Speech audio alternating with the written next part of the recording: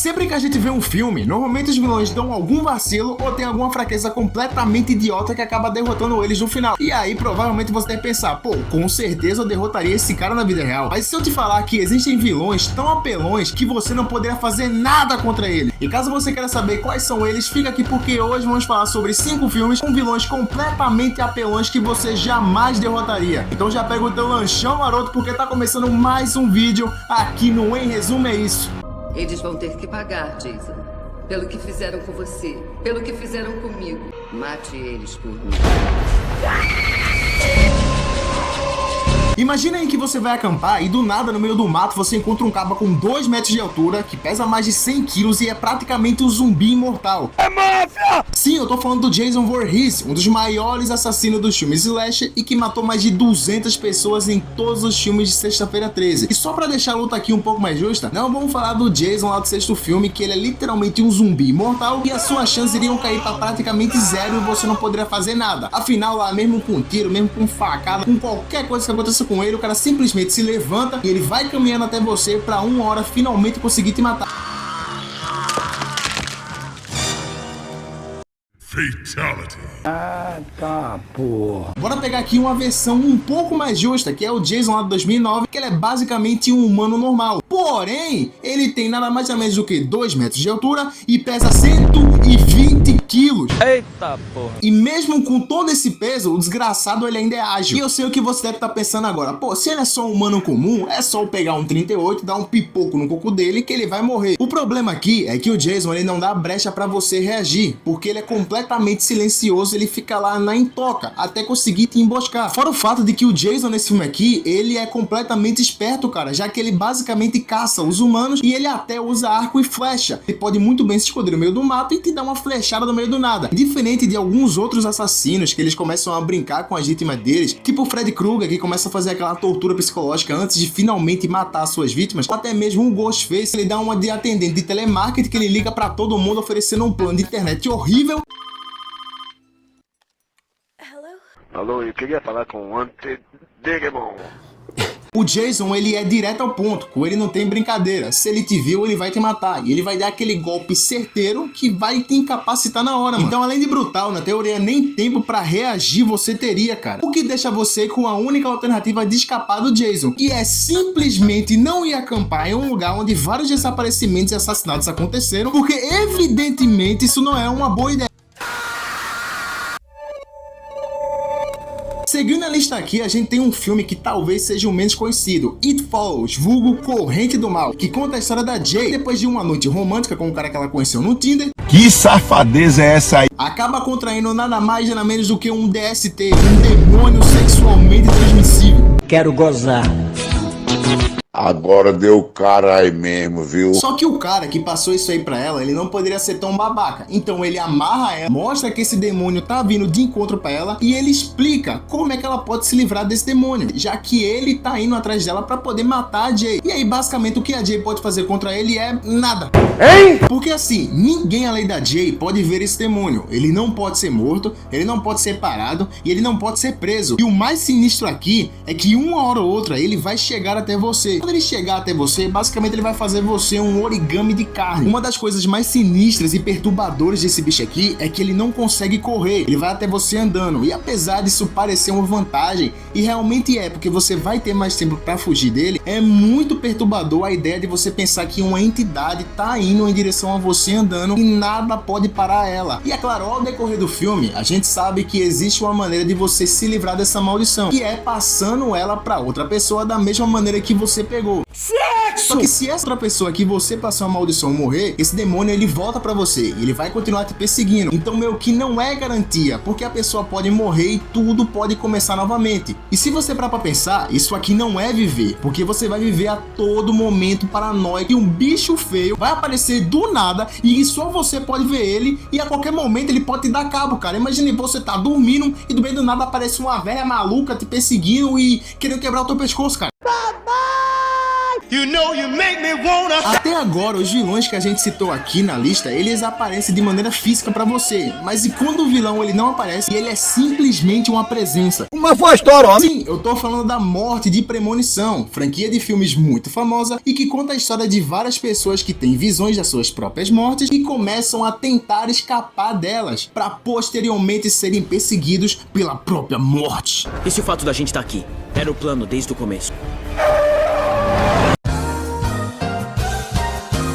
E eu vou falar aqui na lista mais especificamente da Morte em Premonição 5, que cronologicamente é o primeiro filme da franquia, já que se passa antes do Premonição 1. E por que o Premonição 5? Bem, porque nesse filme aqui, eles trazem um conceito bem legal, que é se você tirar uma vida de uma pessoa, você acaba roubando os anos de vida dela pra você, o que é mais um curativo do que uma cura, se você parar pra pensar. Afinal, você não venceu a morte, tu só vai estar adiando o inevitável. Porém, uma característica da morte nesse filme aqui é que ela virou uma grande de uma filha da puta. Pra que agredir? O filme deixa claro que a morte aqui, ela tá mais estrategista, ela literalmente brinca de xadrez com os personagens aqui, e ela tá muito mais criativa nas mortes do filme. Porém, tem um detalhe legal, é que no começo do filme, na primeira premonição, a namoradinha do protagonista, ela consegue se salvar, e todos os seus amigos, incluindo o próprio protagonista, eles acabam morrendo. Então, mesmo que acontecesse tudo aquilo, e o Sam, ele não salvasse esse pessoal, no final das contas, a namoradinha dele ainda estaria viva, né? Porém, lá no final do filme, o amigo do protagonista, ele meio que fica puto porque a namorada dele morreu durante o filme, e aí ele pensou, pô,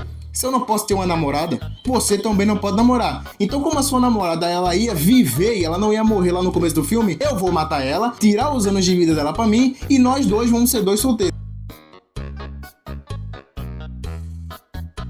Tu é gay, mano? Tu tá ficando doido? Claramente o Sam, ele não deixa isso acontecer, ele mata o seu amigo que horas atrás matou um policial, então em teoria ele somou os anos de vida que esse amigo dele aí já tinha aos anos de vida dele. Então beleza, né, eles derrotaram a morte, a namoradinha dele já não ia morrer, ele agora também vai viver muito tempo, vida que segue. Só que no final do filme, eles vão fazer uma viagem no avião e aí eles veem que um cara tá gritando dentro desse avião aí. É o avião que caiu lá no primeiro filme de Premonição. O Sam era até mesmo ver o Alex, o protagonista do primeiro filme, mandando todo mundo embora do avião, só que esse acéfalo, que ele viveu tudo que ele viveu no começo do filme, ele simplesmente fica no avião. Meu Deus do céu. O que acontece? O avião explode e todo mundo morre. Todo mundo morreu. Acabou. Isso aqui já demonstra o porquê você não consegue escapar da morte, já que a desgraçada, além de não cumprir o que ela prometeu, porque o Sam ele tinha que viver os anos de vida que ele conseguiu, ela simplesmente matou um avião inteiro pra levar uma única pessoa. Fora o fato de que ela ainda foi filha da puta ao ponto de emendar outro novo ciclo, já que aquela galera que tava dentro do avião e conseguiu sair, posteriormente vai ser perseguida pela morte. E isso aí é um ciclo vicioso que, como a gente viu, durou sobre 6 filmes da franquia, e as únicas pessoas que devem estar felizes com isso é a New Line, que tá fazendo o filme a roda aí e lucrando milhões. Só havia um cidadão feliz. Era disso que eu estava falando. Zumbis sempre foram assustadores. Em Madrugada dos Mortos, eles, por exemplo, correm. Em Guerra Mundial Z, ele se amontou e consegue escalar até muros. E em Resident Evil, existe um zumbi de 2 metros, todo parrudo, que usa nada mais nada menos do que uma bazuca. Deu a porra, fudeu foi tudo. Esse é o Nemesis de Resident Evil Apocalipse, filme que tenta adaptar o terceiro jogo da franquia de games, porém falha miseravelmente, já que esse filme aqui ele é muito ruim, cara. Puta que pariu. E não tem nem explicar aqui o porquê não dava pra tu derrotar o Nemesis, né, cara? É simplesmente um zumbi bodybuilder parrudo bombado que usa uma bazuca. Uma bazuca! Não, aí ele extrapolou. E o cara, como se não bastasse, ele tem fator de cura. Mesmo que tu dê um tiro na cabeça dele, ele vai conseguir se reerguer. Ele é um zumbi com uma certa inteligência. Então ele consegue montar estratégias pra conseguir te matar, cara. E nem venha me argumentar de que no próprio filme a Alice, que é a esposa do Paul W.S. Anderson, isso é protagonista dessa franquia aqui, porque o nepotismo existe, consegue derrotar o Nemesis. O Nemesis, ele soltou a bazuca pra lutar boxe. testes, mas o fato aqui é que a Alice, ela tem superpoderes e mesmo a galera do game, que em teoria são humanos comuns, mas eles conseguem fazer isso daí, na vida real não poderiam fazer nada contra esse bicho aí, cara. Só pelo fato dele ter uma bazuca, não daria pra tu fazer nada contra ele. Eu sou o melhor.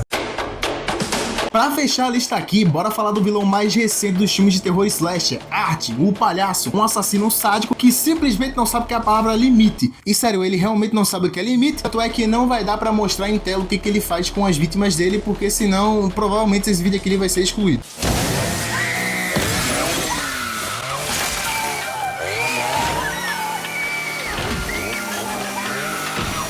E sério, ele não sabe realmente o que é a palavra limite, porque lá no primeiro filme, o Art simplesmente, ele caga as paredes do banheiro de um restaurante.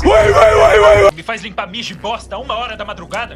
Ai, viado, que é isso? Mas beleza, cara, no primeiro filme ele já era brutal, mas ele ainda era humano. Do segundo pro terceiro filme, o cara aqui, meu irmão, ele virou uma entidade, tá ligado? E literalmente nada consegue parar ele, a não ser uma espada ultra secreta que é empunhada pela protagonista do filme. Ela é a única coisa que consegue machucar o Art nessa versão diabólica dele. Então assim, a menos que você não tenha essa espada, não tem o que você fazer nada contra o Art. Ele vai te achar e ele vai fazer de você uma pizza humana. O que esse cara aqui ele faz com as vítimas dele é melhor tu desejar a morte do que tu encontrar com esse cara daqui, mano. Não dá pra mostrar o que o Art ele faz com as vítimas deles aqui em tela.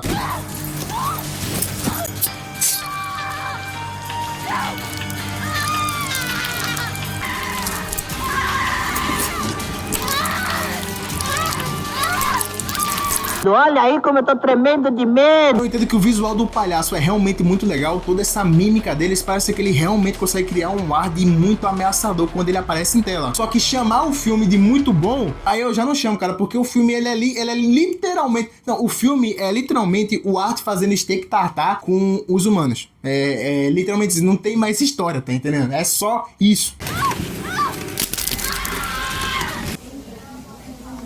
É só isso.